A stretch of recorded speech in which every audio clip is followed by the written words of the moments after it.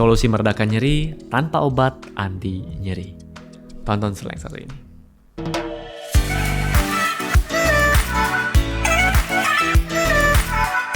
Siapa di sini yang datang mengunjungi dokter karena mengalami nyeri, padahal sudah minum obat anti nyeri, tapi nyerinya berkurang, kemudian efek obatnya habis, nyerinya muncul lagi, dan berulang kali seperti itu.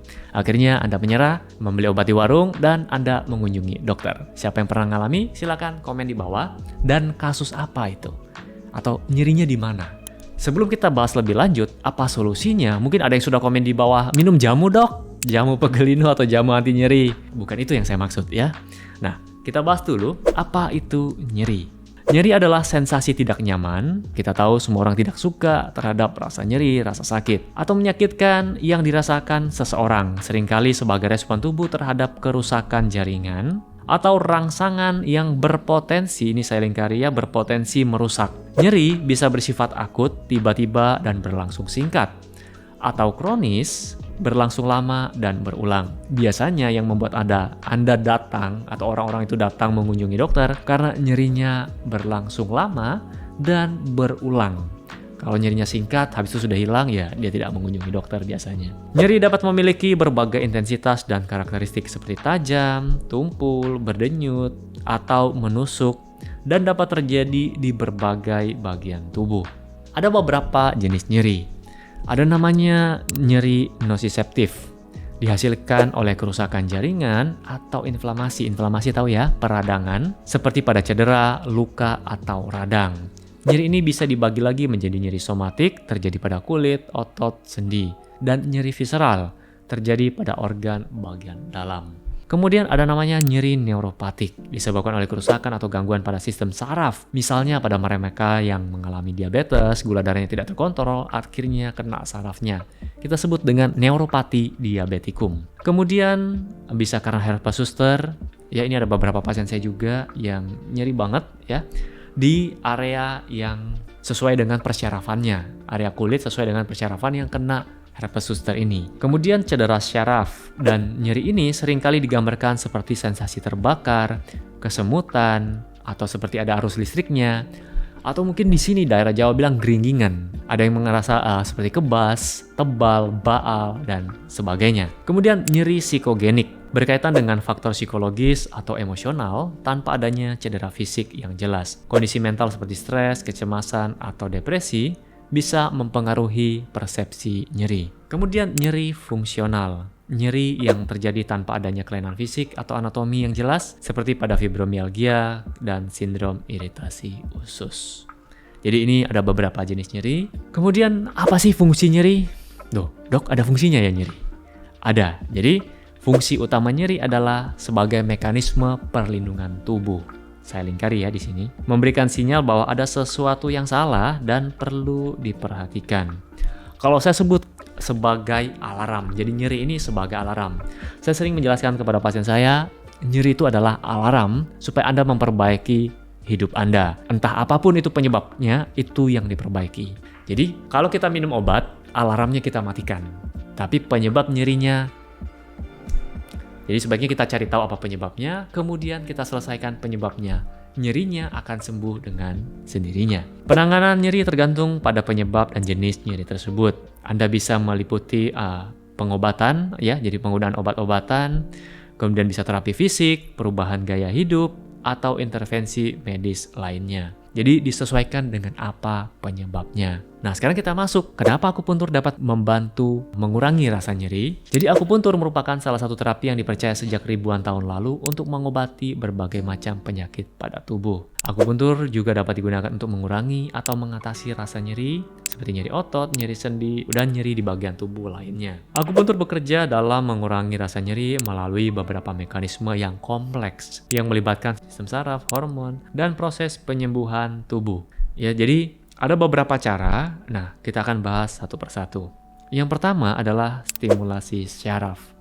Jadi, saat jarum akupuntur dimasukkan ke titik tertentu pada tubuh atau ditusukkan pada titik tertentu di tubuh, ini akan merangsang serabut saraf di bawah kulit dan otot dan rangsangan ini akan mengirimkan sinyal ke otak dan sumsum tulang belakang yang dapat memicu pelepasan zat-zat kimia alami yang dikenal sebagai neurotransmitter dan endorfin. Jadi endorfin ini adalah zat anti nyeri alami yang dihasilkan oleh tubuh kita dengan cara dirangsang tadi dengan akupuntur.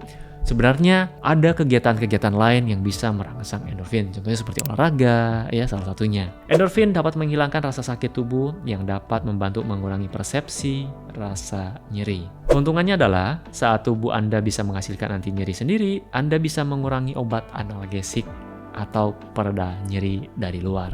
Ini banyak juga terjadi pada pasien-pasien saya. Ketika awal datang itu minum obat nih, kemudian sudah diterapi dengan akupuntur, dia masih nyeri, tapi dia sudah tidak membutuhkan obat lagi. Gitu. Jadi nyerinya sudah berkurang dan tidak membutuhkan obat anti nyeri lagi. Dan which is itu bagus, ya. Jadi dia bisa melepas obat dengan perlahan seperti itu. Kemudian yang kedua, meningkatkan aliran darah. Akupuntur dapat meningkatkan sirkulasi darah pada area yang dirawat atau diterapi. Aliran darah yang lebih baik dapat membawa oksigen dan nutrisi yang diperlukan untuk menyembuhkan jaringan, serta menghilangkan zat-zat penyebab peradangan. Kemudian di sini saya kasih contoh, ibarat ada satu daerah terkena bencana nih. Kemudian saat ingin mengirimkan bantuan atau materi seperti makanan dan sebagainya, tapi akses jalan masuknya rusak. Nah, akupuntur tujuannya adalah untuk memperbaiki aksesnya ini supaya lancar. Akhirnya bantuan tadi makanan dan bahan-bahan bantuan lainnya bisa sampai ke tempat tujuan atau ke jaringan yang rusak. Kalau tempat tersebut macet, sirkulasinya tidak bagus, akhirnya nutrisi, oksigen tidak bisa cepat sampai. Jadi kurang lebih begitulah cara kerja akupuntur. Yang ketiga, cara kerja ketiga adalah modulasi sistem saraf. Akupuntur dapat mempengaruhi saraf otonom yang mengatur fungsi-fungsi tubuh yang tidak disadari seperti pencernaan dan pernafasan. Kemudian ini juga dapat membantu menyeimbangkan respon tubuh terhadap stres dan peradangan yang pada gilirannya dapat mengurangi rasa nyeri. Yang keempat, pengaturan sistem endokrin. Akupuntur dapat mempengaruhi produksi dan pelepasan hormon dalam tubuh, termasuk kortisol yang terlibat dalam proses respon stres, kemudian peradangan. Regulasi hormon ini dapat membantu mengurangi peradangan dan nyeri kronis. Kemudian yang kelima, efek psikologis. Pengobatan akupuntur juga dapat memiliki efek relaksasi dan menurunkan tingkat stres dan kecemasan yang seringkali justru cemas kita atau stres kita itu yang memperparah rasa nyeri kita atau persepsi rasa nyeri dalam diri kita. Yang keenam, pelepasan zat antiinflamasi. Akupuntur dapat merangsang pelepasan zat-zat antiinflamasi di area yang dirawat, yang dapat membantu mengurangi peradangan dan nyeri terkait. Jadi Anda bisa perhatikan ya, misalnya lutut Anda sedang nyeri ini, sedang terjadi radang di sana, dia akan merah, bengkak.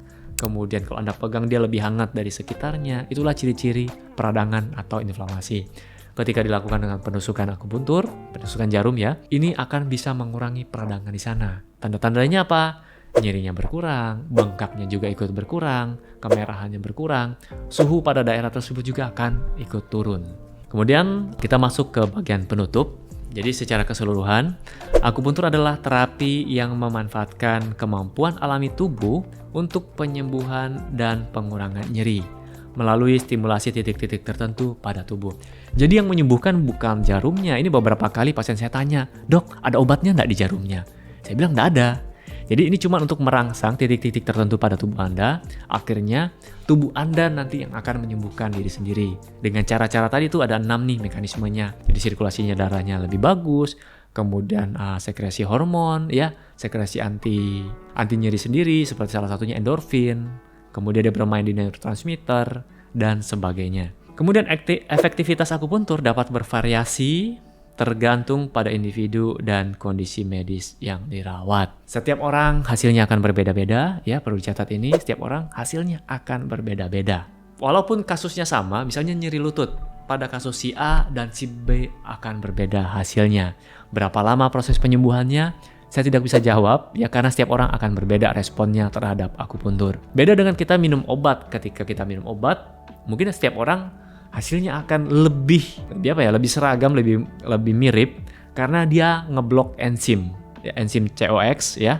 Ketika enzim itu diblok, ya rasa sakitnya akan hilang atau akan berkurang. Berbeda dengan akupuntur, dengan prinsip tubuh kita yang akan menyembuhkan diri kita sendiri, akupuntur hanya memberikan rangsangan untuk proses itu bisa terjadi dengan baik. Oke, semoga informasi singkat ini bisa bermanfaat. Buat Anda yang suka, silahkan klik like di bawah.